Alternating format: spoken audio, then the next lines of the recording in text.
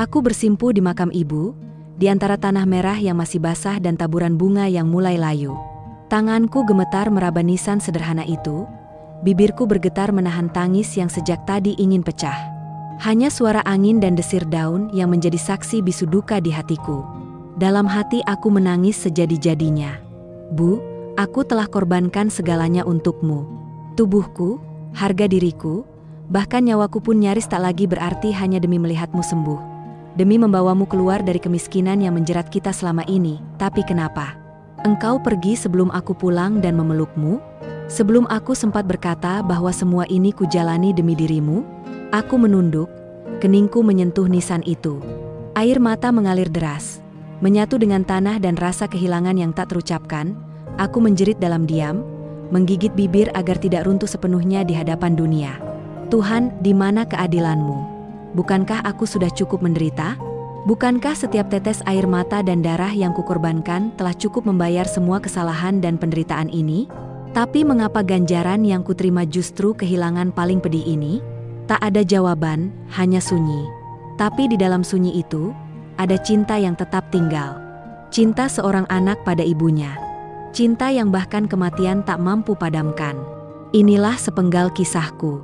Aku, Citra Lestari. Seorang perempuan desa yang sejak kecil bersahabat dengan kemiskinan. Aku dibesarkan oleh ibu seorang diri setelah ayah meninggal karena sakit yang tak mampu kami obati. Saat itu aku hanya bisa menangis di sudut rumah reot kami, memeluk tubuh ibu yang gemetar menahan lapar, menahan duka. Sejak saat itu, aku belajar bahwa hidup tak akan pernah memberi belas kasihan kepada orang miskin. Aku banting tulang sejak remaja, menjahit baju orang, mencuci pakaian tetangga, bahkan pernah menjadi buruh tani harian. Semua kulakukan demi bisa membeli obat dan makanan untuk ibu. Tapi saat ibu jatuh sakit, semua simpanan habis. Tak ada pilihan lain, aku terpaksa meminjam uang dari tetangga dengan bunga tinggi.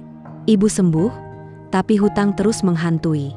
Rumah kecil satu-satunya peninggalan ayah pun akhirnya disita. Kami pindah ke kota, menumpang hidup di kontrakan sempit yang hanya muat satu kasur dan satu kompor.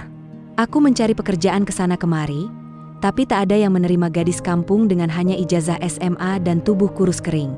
Malam-malamku penuh tangis. Aku sering bertanya dalam hati, apakah Tuhan masih mendengarku?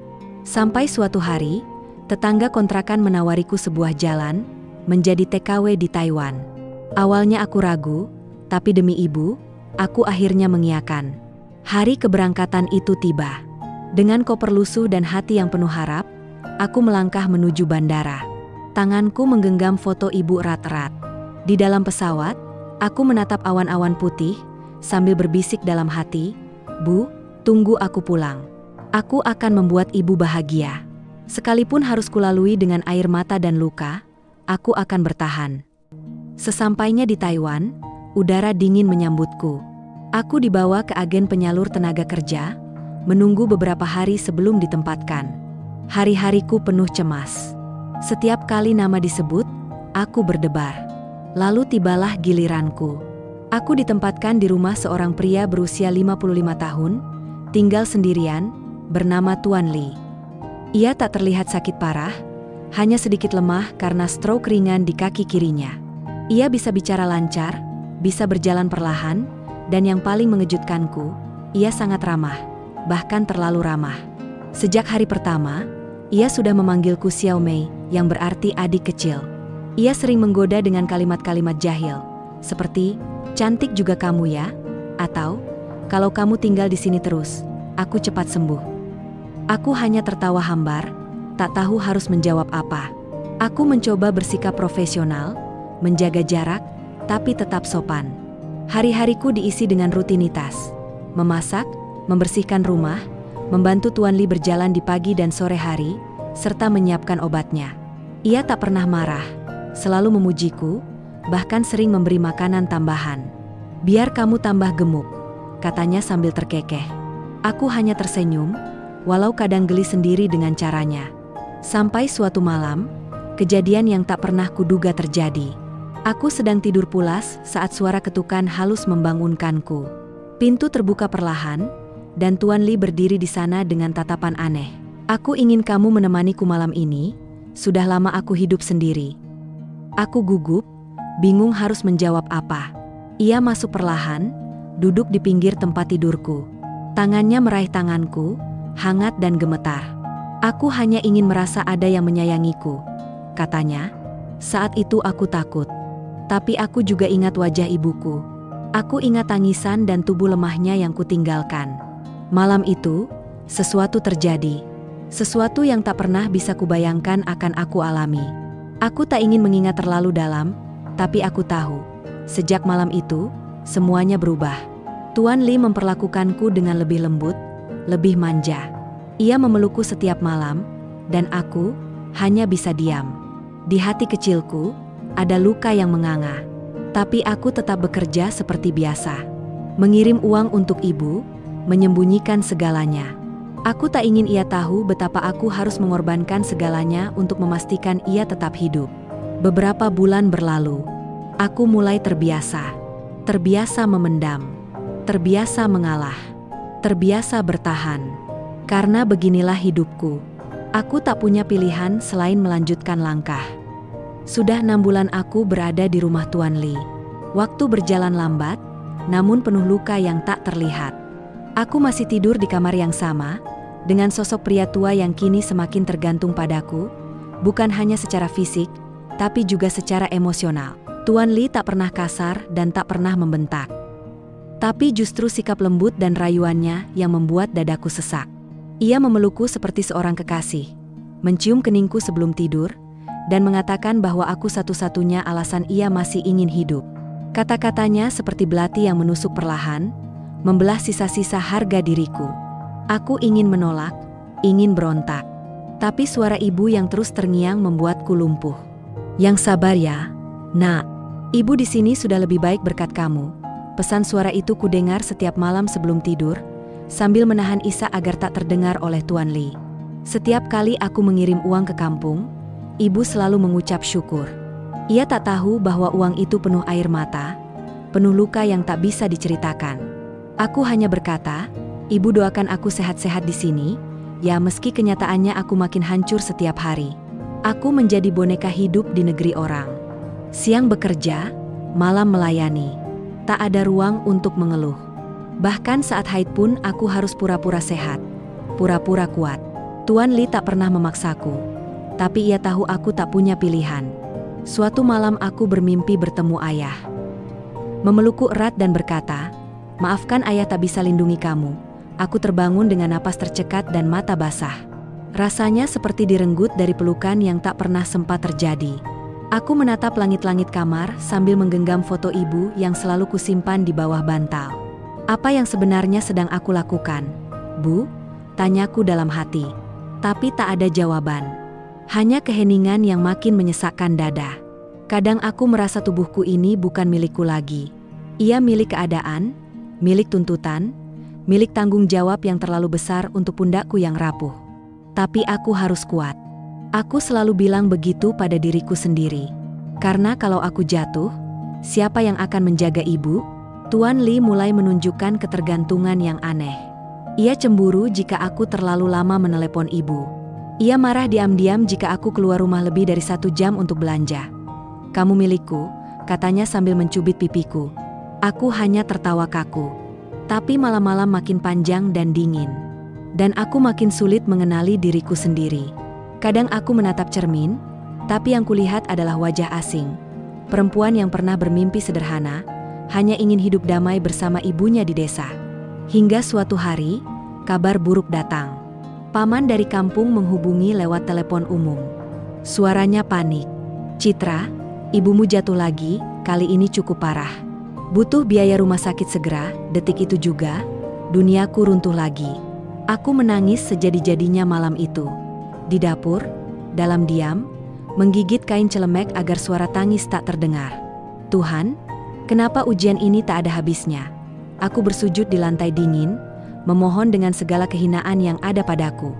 Tuan Li datang menghampiri saat aku masih menangis. Ia duduk di sampingku dan memelukku dari belakang. "Ada apa, sayang?" tanyanya lembut. Tapi tubuhku bergetar hebat, dan ia tahu aku sedang rapuh. Aku akan bantu, katanya. Berapapun yang kau butuhkan, aku akan kirimkan. Tapi tinggallah bersamaku. Jangan pernah tinggalkan aku. Kalimat itu terdengar seperti penjara baru. Aku menunduk, tak berani menatap matanya. Aku tahu aku telah menjual segalanya. Tenaga, air mata, bahkan sebagian harga diriku. Tapi kini ia ingin hatiku juga. Ia ingin menjadikanku miliknya seutuhnya. Bukan sebagai perawat, tapi sebagai perempuan. Sebagai pasangan. Malam itu, untuk pertama kalinya aku menangis dalam pelukannya, bukan karena kelembutannya, tapi karena rasa kehilangan yang terlalu besar. Kehilangan kendali atas hidupku. Aku ingin pulang. Tapi pulang berarti kemiskinan dan mungkin kehilangan ibu untuk selamanya. Esok paginya aku mengirim uang yang Tuan Li berikan. Aku menulis pesan singkat untuk paman, tolong jaga ibu. Aku tak bisa pulang. Tapi aku akan kirimkan semua yang ku bisa. Lalu aku duduk diam di balkon rumah, memandangi langit Taiwan yang abu-abu. Aku sadar, tidak semua perjuangan berakhir indah. Kadang, hidup memaksa kita memilih antara dua luka. Dan aku memilih luka yang bisa membuat ibuku tetap hidup. Meski hatiku sendiri perlahan mati. Di dalam hati, aku hanya bisa berdoa, "Ya Allah, cukupkan aku. Kuatkan aku. Jangan biarkan aku kehilangan cahaya." Karena kalau aku berhenti berharap, maka semua benar-benar berakhir. Dan dalam kesepian yang tak bisa dibagi pada siapapun, aku tetap berdiri. Bukan karena aku kuat, tapi karena aku tak punya pilihan lain selain bertahan. Hari-hari berlalu seperti lembaran kalender yang gugur tanpa arti. Aku bangun, memasak bubur untuk Tuan Li, memberinya obat, menemaninya menonton televisi, lalu menyiapkan makan malam. Semua berjalan seperti rutinitas yang membunuh perlahan-lahan jiwaku. Tapi setiap aku menatap rekening dan melihat ada cukup uang untuk pengobatan ibu, aku merasa sedikit bernapas. Aku tidak bahagia, aku hanya bertahan. Dan kadang, bertahan lebih menyakitkan daripada menyerah. Ibu sempat menelepon, suaranya lemah. Tapi ia masih menyemangati. "Citra, kamu anak yang kuat. Ibu bangga sekali." Air mataku sudah menjawab segalanya. Tuan Li makin sering bicara tentang masa depan. Ia ingin aku tinggal bersamanya selamanya. Ia bahkan pernah bilang, "Setelah kamu selesai kontrak, tak perlu pulang. Aku bisa nikahi kamu." Aku sudah tua dan sendiri, kata-katanya membuatku ingin lari. Tapi kemana aku bisa lari? Di sini aku sendiri. Tak punya siapa-siapa. Satu-satunya rumah yang kutahu adalah di kampung. Rumah kecil yang sudah disita dan digantikan gubuk pinjaman di belakang rumah paman. Dan ibu, yang sedang menunggu kesembuhan. Angin Taiwan membawa harum bunga yang tak kukenal. Aku menulis surat untuk diriku sendiri. Isinya sederhana, "Citra, jangan mati sebelum kamu bahagiakan ibu." Aku mulai bekerja lebih keras. Mencuci lebih banyak, mengurus halaman, bahkan melayani tamu yang datang ke rumah. Aku ingin kontrakku cepat lunas. Aku ingin bebas. Tapi Tuan Li tak pernah mau membahas kepulanganku. Ia selalu mengalihkan topik.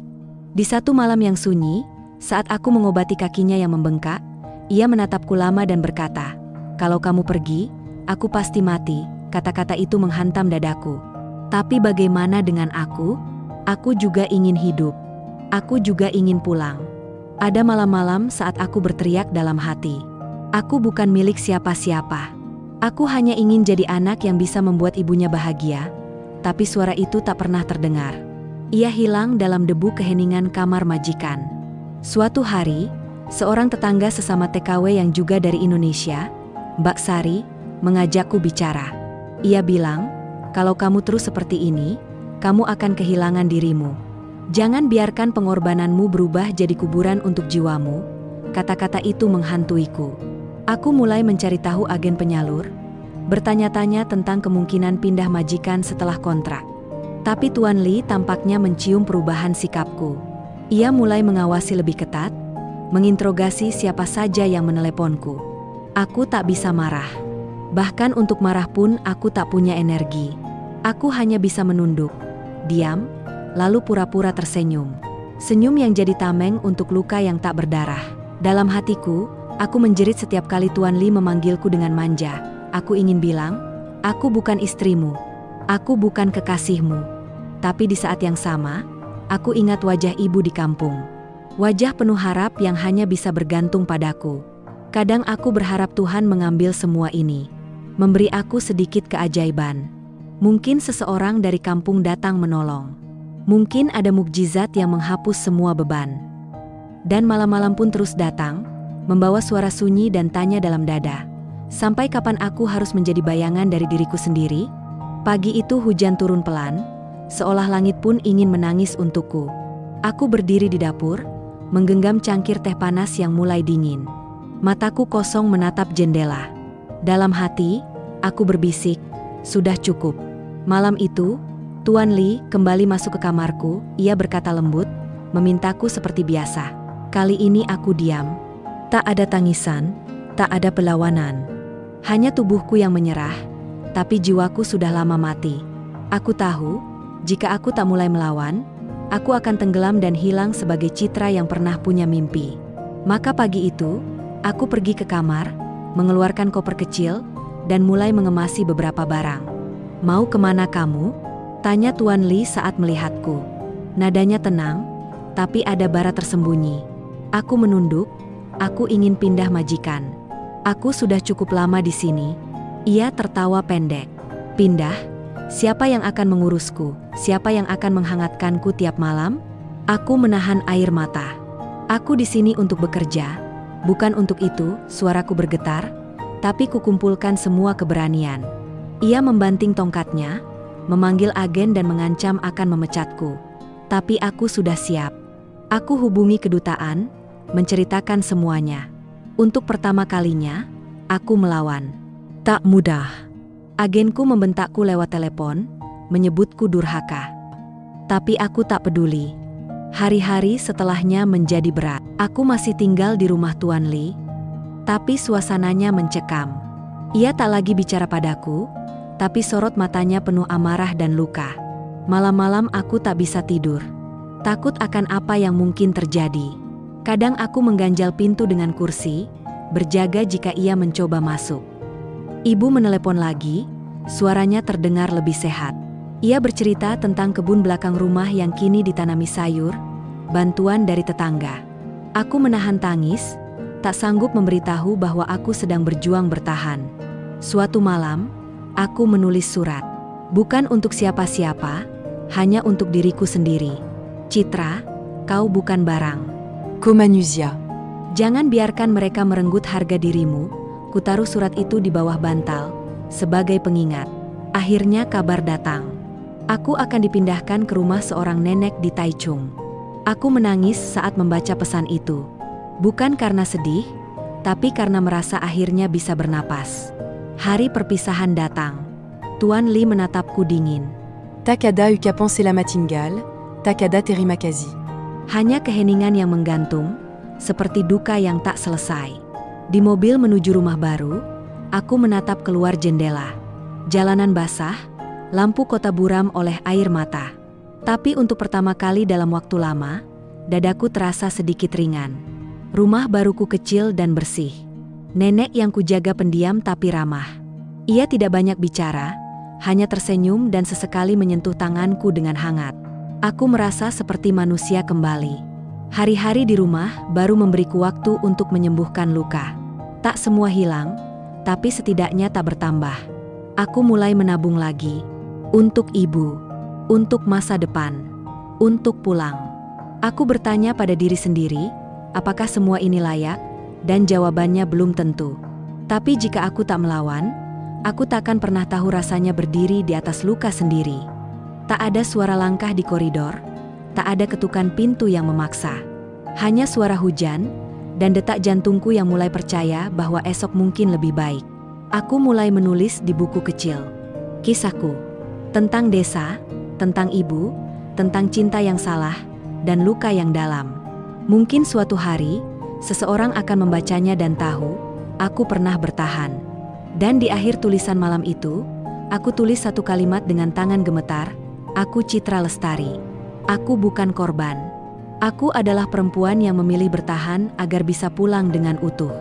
Hari itu langit bersih, matahari bersinar lembut. Ada senyum kecil di wajahku, senyum yang telah lama hilang dari bibirku. Nenek yang kujaga tak banyak bicara, tapi setiap pagi ia selalu memanggilku dengan lembut, menyodorkan teh hangat dan sepiring buah. Perlakuannya mengingatkanku pada almarhum bapak. Hangat, tenang. Setelah sebulan bekerja dengan tenang dan aman, akhirnya aku mengirimkan uang pertamaku ke kampung. Jumlahnya memang belum besar, tapi cukup untuk membuatku menangis bahagia saat menulis nama ibu di pengiriman itu. Aku telepon ibu, dan untuk pertama kalinya dalam waktu lama, suaranya terdengar ringan. "Alhamdulillah, nak.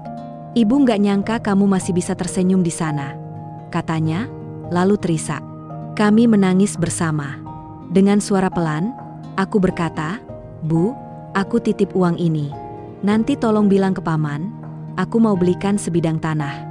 Jangan besar-besar. Yang penting bisa kita bangun rumah kecil buat ibu." Ibu sempat terdiam, lalu menjawab dengan suara parau, "Ibu nggak butuh rumah besar, Citra. Ibu cuma mau kamu pulang dalam keadaan selamat, tapi aku tahu, dalam hatinya pasti bahagia." Beberapa minggu kemudian, paman mengabari lewat pesan bahwa ada sebidang tanah kecil di pinggir kampung yang bisa dibeli. Aku langsung menyetujui. Hati ini rasanya seperti mendapatkan sayap. Setiap malam setelah nenek tidur, aku membuka aplikasi chat dan melihat foto-foto dari paman. Tanah yang mulai dibersihkan, tukang yang mulai menggali pondasi. Hatiku bergetar melihat itu semua. "Lihat, Bu, kita tak lagi akan numpang di rumah orang," bisikku pelan, membayangkan ibu duduk di teras kecil rumah itu sambil menyeduh kopi. Hari-hari terasa lebih ringan. Aku bekerja sambil bernyanyi pelan. Setiap keringat yang menetes, setiap langkah yang lelah, kini punya makna. Aku tak lagi hidup sekadar untuk bertahan. Aku hidup untuk membangun. Suatu malam ia berkata, "Citra, kamu punya luka, tapi kamu tidak menyerah. Saya senang kamu di sini." Ucapannya seperti selimut hangat di malam musim dingin. Ia menanam bunga di sekitar tanah yang belum selesai dibangun. Katanya agar saat aku pulang nanti, aku bisa melihat warna-warna cerah menyambutku.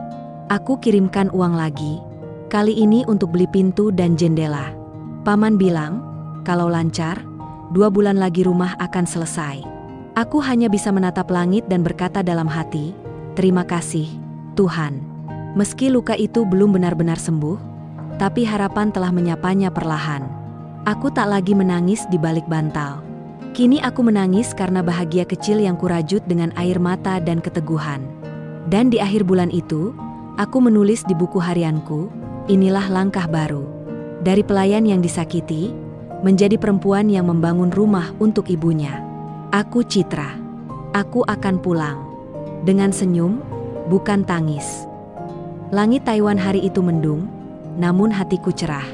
Setelah sekian bulan bekerja, rumah kecil untuk ibu akhirnya rampung dibangun. Paman mengirimkan foto-foto rumah itu lewat pesan. Berdinding bata merah, atap seng biru, dan sebuah papan kayu di depan bertuliskan, "Rumah Citra dan Ibu." Melihatnya, dadaku sesak oleh rasa haru. Tangisku pecah, tapi kali ini bukan karena luka, melainkan karena rasa syukur yang dalam. Aku menelpon ibu sambil terisak. Suaranya gemetar menahan tangis. "Terima kasih, nak. Ibu nggak nyangka bisa punya rumah sendiri. Bapakmu pasti bangga lihat kamu dari atas sana." Kalimat itu menghantam jiwaku. Aku hanya bisa menutup wajah dengan tangan dan berlutut di kamar sempitku, berdoa dalam diam untuk almarhum bapak. Sejak rumah itu selesai, ibu mulai punya aktivitas baru. Ia menanam sayur-sayuran di samping rumah, memelihara beberapa ayam, dan katanya, sering mengundang tetangga untuk mengaji bersama. Rumah itu bukan sekadar tempat tinggal, tapi jadi titik awal kehidupan baru untuk ibu. Aku merasa seluruh penderitaan yang kulalui mulai menemukan maknanya. Majikanku yang sekarang makin memperlakukanku seperti keluarga. Nenek yang kujaga sering membelai rambutku sambil berkata, "Kamu seperti cucuku sendiri." Di waktu senggang, aku diajak duduk bersama keluarganya. Tak ada pelecehan, tak ada permintaan aneh. Untuk pertama kalinya, aku merasa benar-benar dihargai sebagai manusia. Tapi hidup tak pernah benar-benar datar. Suatu malam, paman menelpon dalam keadaan panik. Suaranya terburu-buru, seperti sedang menahan tangis. "Citra, ibumu jatuh pingsan tadi sore. Kami sudah bawa ke klinik, Tapi katanya harus dirujuk ke rumah sakit kabupaten. Dunia seperti berhenti sejenak. Tanganku gemetar, napasku terputus-putus. Air mata kembali mengalir deras. Kenapa? Tuhan, bukankah aku sudah berjuang? Kenapa harus begini lagi? Aku merasa bumi kembali merebut kebahagiaan yang baru saja kureguk. Aku langsung mengirim seluruh uang tabunganku yang tersisa. Tak peduli untuk apa aku menahannya, ibu harus selamat. Hari-hari berikutnya dipenuhi kecemasan. Aku bekerja seperti biasa, tapi pikiranku melayang terus ke kampung. Aku tak bisa tidur nyenyak. Setiap dering telepon membuat jantungku nyaris meledak. Dalam doa, aku terus menyebut nama ibu, memohon agar nyawanya dipanjangkan. Aku belum siap kehilangan satu-satunya alasan aku hidup. Paman mengabari bahwa ibu sudah dirawat di rumah sakit. Keadaannya masih lemah, tapi mulai stabil. Aku mengirim lagi sedikit uang sisa, walau harus berhemat untuk makan sendiri. Dalam hati, aku berkata, asal ibu sembuh, aku rela lapar, rela capek, rela apapun. Malam-malamku kembali sepi. Tapi sepi yang berbeda. Bukan karena ditinggal, tapi karena rasa takut akan kehilangan. Aku menulis surat untuk ibu, meski tak kukirim. Bu, tolong jangan pergi dulu. Aku belum pulang. Aku belum sempat mencium tangan ibu di depan rumah baru kita. Tunggu aku, ya jangan tinggalin aku seperti bapak dulu. Dan malam itu, di bawah lampu redup kamarku, aku menangis lagi. Tapi kali ini, bukan karena aku lemah, tapi karena aku terlalu mencintai. Langit pagi itu cerah, matahari bersinar lembut, tapi hatiku terasa berat. Ada firasat aneh sejak subuh. Tangan ini bergetar saat menggenggam sapu, dan langkahku terasa lemas. Saat sedang menyuapi nenek, ponselku berdering. Nama paman tertera di layar. Napasku langsung tercekat. Aku mengangkat panggilan itu dengan gugup. Halo, paman? Tanyaku pelan. Tak ada jawaban selama beberapa detik, hanya suara isakan tertahan. Dan dalam sekejap, dunia runtuh. Citra, Ibumu udah nggak ada. Barusan, jam 5 pagi ini, dia menghembuskan napas terakhirnya. Aku tak mampu menjawab. Mulutku terbuka, tapi tak ada suara yang keluar. Ponsel terjatuh dari tanganku, dan tubuhku limbung, ambruk ke lantai. Tangis meledak dari dalam dada, keras, mengguncang, seolah seluruh isi dunia retak bersamaan. Tidak, tidak. Ibu, ibu. Aku berteriak histeris hingga suara serak. Nenek yang mendengar jeritanku segera memelukku, bingung tapi penuh belas kasih. Citra, ada apa? Tanyanya panik, tapi aku tak bisa menjawab. Aku hanya bisa menangis sejadi-jadinya, memukul lantai, mencakar udara. Ibu. Perempuan paling sabar yang pernah ku tahu. Perempuan yang selalu tersenyum meski perut kosong. Perempuan yang membesarkanku dengan segala kekurangan, tapi tak pernah mengeluh. Kini dia telah pergi, meninggalkanku sendiri. Saat aku belum sempat memeluknya lagi. Saat rumah kecil itu belum sempat dia tinggali. Aku menelpon kembali paman dengan suara gemetar. Paman, tolong, jangan kubur dulu, aku mau lihat ibu. Aku mau pulang. Tapi suara paman lirih, patah-patah, Citra, kami nggak bisa nunggu lama. Jenazah harus segera dimakamkan. Ibumu cuma minta satu hal sebelum meninggal. Dia bilang ke Citra, rumah ini jangan dijual. Ini rumah cinta kami berdua. Tangisku semakin menjadi-jadi. Dunia rasanya tak adil. Aku bertahan hidup di negeri orang demi ibu, dan kini ibu pergi sebelum aku sempat memeluknya sekali lagi. Semua kerja keras, semua rasa sakit, semuanya seakan terlambat. Aku ingin marah. Pada waktu, pada takdir, pada hidup. Hari itu aku tak sanggup bekerja. Aku hanya duduk di pojok kamar, memeluk bantal dan memandangi foto ibu. Di foto itu, ibu tersenyum di depan rumah baru, mengenakan kerudung sederhana dan daster batik kesayangannya. Bu, kenapa nggak tunggu aku pulang? Malam datang, tapi mataku tak bisa terpejam. Aku menulis surat yang tak akan pernah terbaca. Bu, maafin aku. Aku terlambat. Aku janji, aku pulang. Walau ibu udah nggak ada, aku akan rawat rumah kita. Aku akan jaga semuanya. Aku akan hidup, Bu. Karena ibu pengen aku bahagia, El. Keesokan harinya, aku minta izin untuk pulang ke Indonesia. Majikanku memelukku, memberi tiket dan sedikit uang sebagai bentuk simpati. Pergilah, Citra. Temui ibumu untuk terakhir kali, katanya dengan suara lirih. Hari itu datang. Hari yang selama ini kunanti dengan harapan penuh rindu, tapi juga kutakuti karena makna kepergiannya. Aku akhirnya pulang, menumpang pesawat dengan hati yang hancur dan mata sembab. Udara Indonesia yang menyambutku di bandara terasa berbeda. Hangat, tapi menyakitkan. Ada luka yang menunggu untuk dibuka sepenuhnya di tanah ini. Tujuanku hanya satu, makam ibu. Aku bahkan tidak pulang ke rumah dulu. Dari Jakarta, aku langsung menelepon pamanku dengan suara tercekat. Tolong, Paman, tunggu aku di makam. Aku ingin segera ke sana. Paman diam sebentar, lalu hanya menjawab pelan, kami tunggu, Nak. Ibumu pasti senang. Perjalanan menuju kampung seperti mimpi buruk yang nyata. Jalanan panjang, pepohonan, dan desa-desa yang kulewati seolah tak berarti. Hanya satu gambaran yang terus muncul di pikiranku. Batu nisan di atas tanah merah, tempat tubuh ibu terbujur diam, jauh dari pelukanku. Saat akhirnya sampai di kampung, mobil berhenti di dekat pemakaman.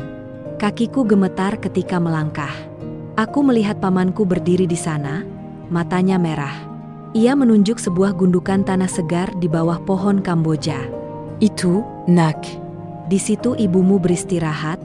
Aku tak kuat. Tubuhku langsung jatuh bersimpuh.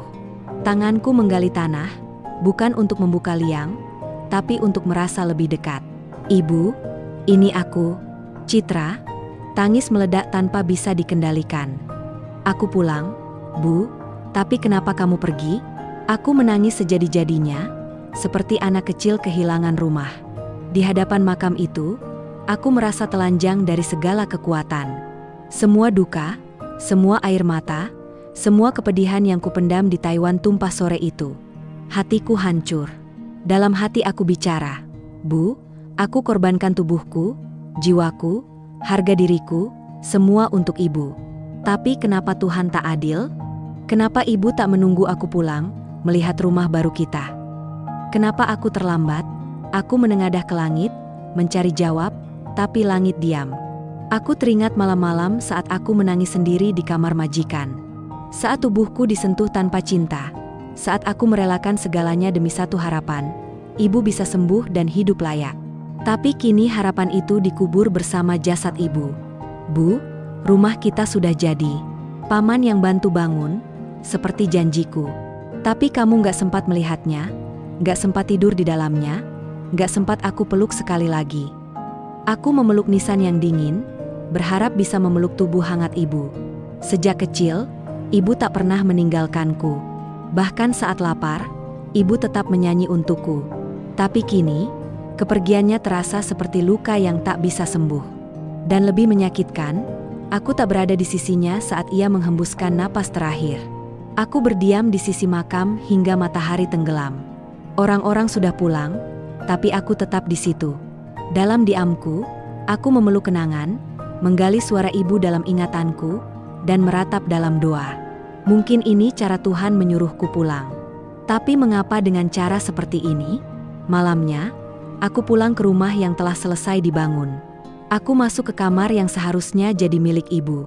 Ada sajadah yang belum sempat dipakai, lemari berisi baju barunya yang belum sempat dikenakan. Semuanya menyayat hati. Aku tidur di ranjang ibu malam itu, memeluk bantal yang kubelikan khusus untuknya. Air mata terus mengalir, membasahi spray. Dan dalam gelap, aku bisikan lirih, Bu, doakan aku kuat. Meski ibu sudah tiada, aku akan hidup, demi cinta yang tak pernah mati.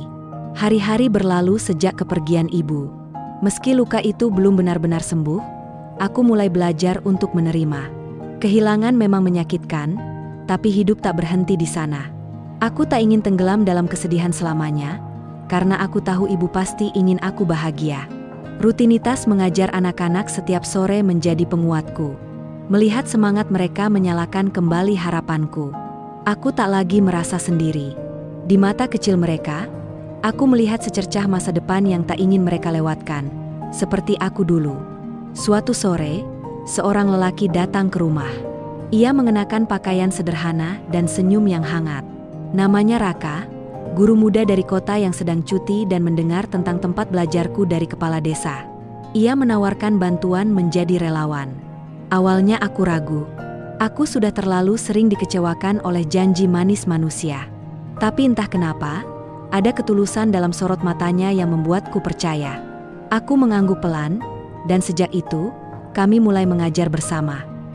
Ia tak hanya membantu mengajar, tapi juga sering memperbaiki bagian rumah yang rusak, mengantarkan anak-anak pulang, bahkan memasak ketika aku terlalu lelah. Semua dilakukannya tanpa pamrih. Aku mulai merasa tenang. Ada seseorang yang mendampingi, bukan untuk mengambil, tapi untuk memberi. Raka tak pernah bertanya tentang masa laluku. Ia tak ingin mengusik luka yang belum sepenuhnya sembuh. Ia hadir seperti matahari yang tak pernah menuntut langit biru. Suatu malam, saat kami duduk di beranda, Raka berkata, "Kamu perempuan yang luar biasa, Citra. Banyak orang yang patah dalam perjalanan hidup, tapi kamu justru menumbuhkan harapan." Aku tersenyum lirih, air mata menitik. Aku bertahan karena cinta ibu. Dia sumber kekuatanku. Raka menggenggam tanganku perlahan. "Kalau kamu mau, aku ingin jadi bagian dari perjuanganmu. Bukan sebagai guru saja, tapi sebagai seseorang yang akan terus berjalan bersamamu. Dalam suka dan duka." Aku terdiam. Hati ini bergetar. Tak pernah kusangka akan ada laki-laki yang menerima aku, dengan segala luka dan masa lalu yang berat. Aku belum menjawab saat itu. Tapi malam itu, aku menulis surat untuk ibu. "Bu, mungkin Tuhan tidak sepenuhnya kejam. Ia hanya ingin aku kuat dulu sebelum diberi seseorang yang benar-benar tulus. Kalau ibu melihatku dari surga, tersenyumlah ya, Bu." Hari-hari berikutnya, aku dan Raka semakin dekat. Kami bukan hanya rekan mengajar, tapi sahabat yang saling menguatkan. Dan suatu pagi, saat matahari hangat menyentuh bumi, ia melamarku. Tak dengan bunga atau cincin mewah, tapi dengan doa dan kesederhanaan. Aku menangis. Bukan karena sedih, tapi karena akhirnya, setelah semua luka, aku menemukan cinta yang tak menuntut pengorbanan, cinta yang tidak menyakiti. Cinta yang datang bukan untuk mengambil, tapi untuk melengkapi. Rumah ibu kini menjadi rumah penuh harapan. Bukan hanya tempat mengenang, tapi tempat tumbuh. Di taman depan, anak-anak bermain sambil tertawa. Dan di dalam, aku dan Raka berdiri berdampingan, siap menghadapi dunia dengan hati yang telah belajar dari luka. Hidup bukanlah tentang seberapa sering kita jatuh, tapi tentang seberapa kuat kita bangkit. Aku, Citra Lestari, adalah saksi nyata bahwa luka yang terdalam pun bisa menjadi awal dari keindahan yang tak terduga. Dari seorang gadis desa yang hidup dalam kemiskinan dan duka kehilangan ayah, hingga menjadi tulang punggung keluarga di usia muda. Aku pernah merasakan pahitnya dunia, saat tubuh dan harga diriku dipertaruhkan demi menyelamatkan nyawa ibu tercinta. Aku pernah menangis sendirian di negeri asing, memeluk rindu, menyembunyikan luka yang tak bisa kuceritakan pada siapapun. Tapi Tuhan tak pernah tidur. Di balik semua air mata, Ia menanamkan harapan. Ia kirimkan orang-orang baik yang membantuku berdiri kembali. Ia hadir lewat tangan-tangan sederhana, seorang guru, anak-anak desa, tetangga yang tulus, dan seorang lelaki yang menerima seluruh lukaku. Kini, meski ibu sudah tiada, aku tahu beliau tak pernah benar-benar pergi.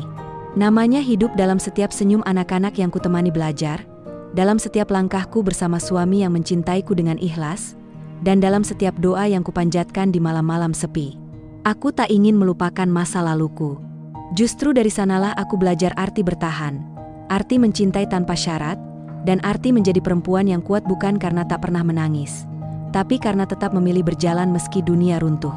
Jika kau membaca kisahku, dan mungkin tengah berada di titik terendah dalam hidupmu, ingatlah, kamu tidak sendiri. Jangan menyerah. Karena kadang, cahaya paling terang justru lahir dari tempat yang paling gelap. Dengan cinta dan luka yang telah menjadi kekuatan. Citra Lestari.